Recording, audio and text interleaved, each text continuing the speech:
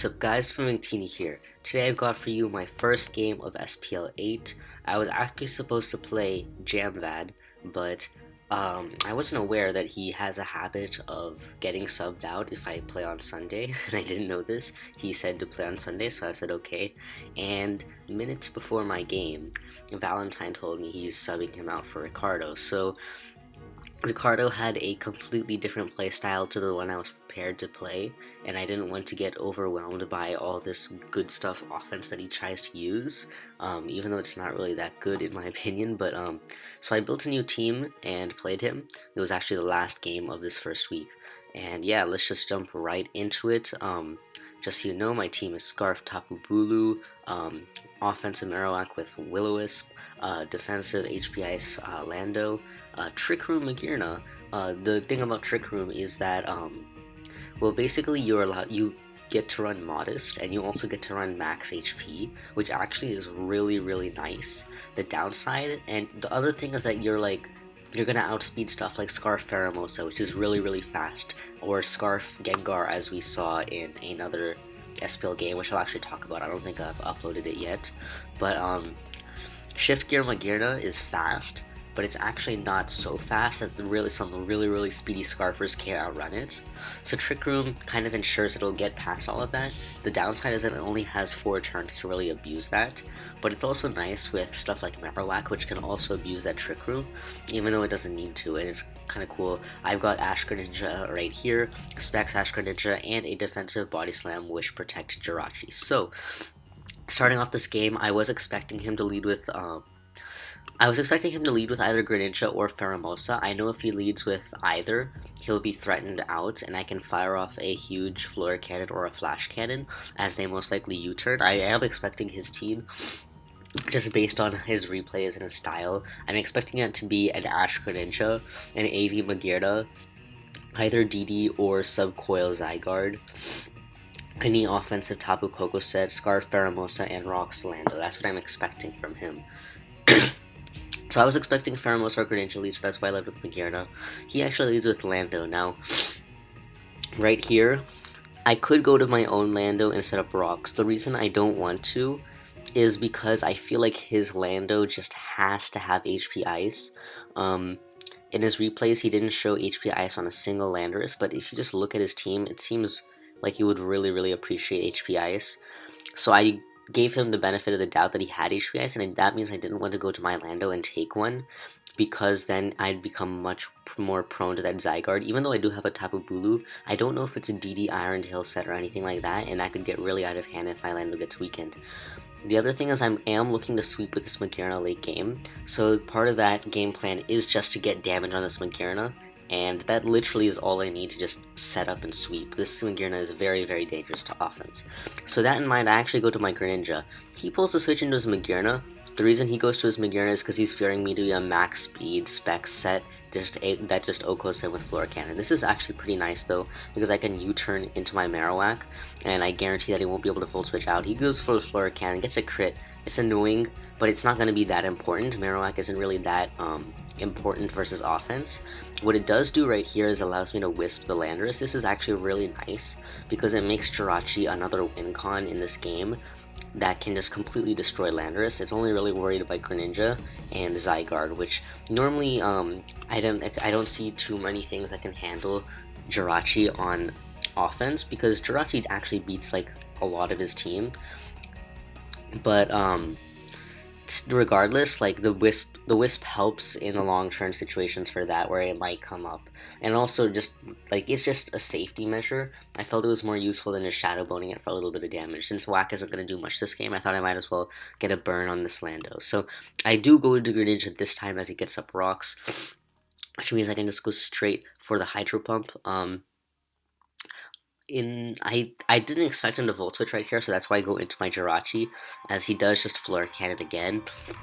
Since I do have that Whack to block the Volt Switch, I thought he might try to, I don't know, I feel like he should have Volt Switched, but he didn't, so I go into my Jirachi, and now it's right here, it's fairly obvious that he's going to go into Zygarde. He could have also gone into Lando, but I felt like he would realize that his Lando can't actually be my Jirachi, and might just end up getting flinched down to death because of the burn. so you might have wanted to avoid that. So I take the opportunity to go to my Lando. I also know if he chooses to stay in, he's going to go for Volt Switch, so I'll get my Lando in regardless. He does go to Zygarde, so that means I can just throw out my rocks pretty safely. Now he goes to Pheromosa right here. I am like 99% sure, sorry about that zoom thing by the way, I'm 99% sure he's going to click U-turn, but there simply is no point in risking an Ice Beam. There's just no point in it at this point.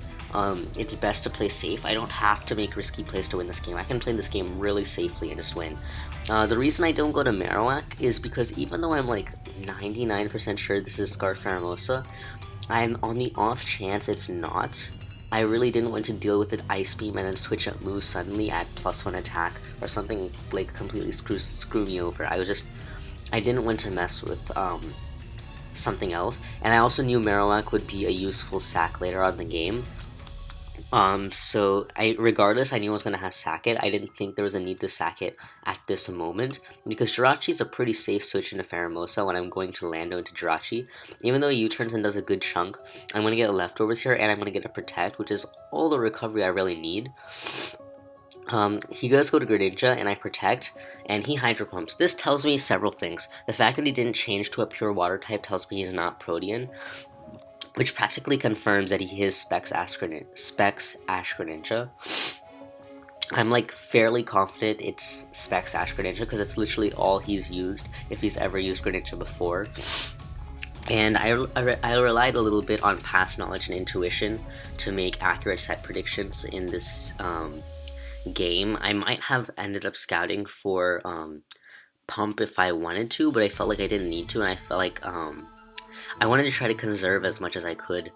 So he actually has a 1/16th chance to kill my Jirachi with Pump right here, but he also has to hit. So I figure the odds are heavily enough in my favor that I can just go for a Wish. As he goes to Lando, which is perfect, so this means my Jirachi goes up to full health, and he's just floundering around my Jirachi, which is perfect. Jirachi is actually a really big pain to deal with in this metagame. A huge pain. Anyway, he just U-turns. I expect him to just U-turn again because that's how he usually plays, and he's burned, so I'm not really that fearful of EQ. The only thing I worry about is knockoff, and if he reveals knockoff, that's good for my Lando. So I wish as he goes to Zygarde, and his Zygarde reveals lefties. This is important because now I know it's most likely not DD, which is going to be important in the end game. So I'm expecting it to be Subcoil, of course. So I go to my Lando. He chooses 1,000 arrows. I really don't understand this since I just used Wish, but it gets me up to full. I was expecting something like Toxic, but the fact that he doesn't use it leads me to believe that he might not have it, or he could have coiled or something. I really don't understand that play, but I was also expecting him to double. Anyway, I just go for the HP Ice because I know if he switches out, it's not going to be straight into Greninja or something that can take the HP Ice, and it's most likely going to be in a Lando, and if he stays in, HP Ice is just going to screw up the Zygarde anyway. So HP Ice take out the Lando, he goes into his Greninja. So I'm just going to go into my Tapu Bulu. I think this was an unnecessary risk, I guess, because of, I don't know, I guess this could have been an unnecessary risk because some people do use Ice Beam on their Ash Greninja. But I'm really like fairly confident that he's using the Hydro Pump, Dark Pulse, U-turn, Water Shuriken spec set. So I just go into my Bulu, and yeah, this is a Scarf Tapu Bulu, so this is looking pretty good for me. I can just Horn Leech and get some health back. As he actually goes into his Pheromosa, and holy smokes, all my health back. That's beautiful. It's absolutely perfect. So things are looking up. I'm going to use this turn to sack my Marowak. This also gets me the momentum in a situation where he can't just go to Lando and like have it sack off or anything like that. Like, it's good because now all these remaining mons are ones I actually care about taking out. So this meant that Marowak sack was a perfect time to sack it. Anyway, I go into my Bulu, and he seems to not expect Choice Scarf because I just take it straight out with a Wood Hammer. Oh my god. I can't believe he just let his Coco go down like that, but I wasn't really worried about Coco. As you can see, this Tapu Bulu is a huge threat versus Ricardo. Absolutely massive threat. He does go for HJK right there. I was expecting him to go for HJK, but I didn't want to go to Lando again for the same reason. There's no point in risking Lando. There's no point in even taking the HJK damage on Lando. There's absolutely no point.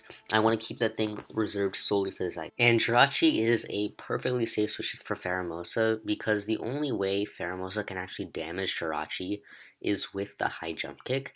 And I know for certain that if he clicks high jump kick, it won't be able to take me out. I guess unless he gets a crit, which would be quite annoying. But he won't be able to take me out. I can protect on the next HJK, which means he's gonna kill himself if he stays in. If he switches out, he's still gonna die after rocks. And I'm gonna get Grassy Terrain recovery plus Leftovers recovery plus another turn because I can protect again, unless there's a reason for me to not protect again, like if he goes Zygarde. But he's just gonna switch out as I'm just gonna go for the safe protect. He's gonna go straight into his Greninja. I was actually expecting him to go Zygarde, if anything, to try to abuse the fact that to try to prevent me from protecting again, but he just goes to his ninja, so this is great because I can see exactly what he blocks himself into, and he clicks Dark Pulse, which is perfect because this means Magearna is going to set up, and as you can see, that Leftovers plus Grassy Terrain brings the Jirachi up back to 66. This thing is like champ, oh my god. But Jirachi, it's really nice because it forces Greninja to Dark Pulse if he wants to take it out. And that's just absolutely perfect for Magearna. I don't want to Trick Room right away because I know it's going to 2-hit KO. It's going to take 2 attacks to 2-hit KO the other Magearna. So I'm just going to Flash Cannon, and right here I'm going to click Trick Room. And oh my god, it is like near over with this Magearna. I'm expecting this listing to sweep. I take out the opposing Magearna with the Flash Cannon. He goes to his Greninja and uses Water Shuriken. And let's see what happens. 1, 2, 3, 4, 5. Yep, he takes me out with Water Shuriken. So not too exciting, but it's okay because Bulu pretty much wins this game since his Pheromosa is dead. He is gonna sack his Pheromosa right there as I go for the Horn Leech, and he's going to go into his Greninja again. So because Trick Room is up, he's going to be able to outrun me, and I don't want to risk him critting Hydro Pump right here. So I'm just going to make my best play. Sack Jirachi is not useful for anything anymore. He crits me, doesn't matter. He would have taken me out anyway. If anything, it might be better because I get to go to Tapu Bulu right here, and he can't just pull a switch to Zygarde. So yeah, I do go to Bulu, I click Horn Leech, get back a ton of health. Now here, I think I may have made a, I might have miscalculated the safety of this play because, let's see, the reason I made this play is because I was, well, just, you know, I do switch to my Lando right here. The reason I make this play is because I was feeling very, very confident that Lando would beat Zygarde 1v1, and thus there was no reason to risk Tapu Bulu. Zygarde usually can't touch Tapu Bulu at all, but if it happens to have Iron Tail, I really didn't want something nasty to happen to Tapu Bulu, because Tapu Bulu is like guaranteed wait out versus Greninja. If he manages to kill Bulu, then I have to use my own Greninja to kill his, and I don't remember quite how healthy his Greninja is, but mine is not even an Ash form, but he has flinching chances as well, even though he can't Okobi. I think he can't Okobi, so I really didn't want to mess with that. I wanted to make sure I have my Tapu Bulu. The reason this could be potentially risky is on the off chance he had rest.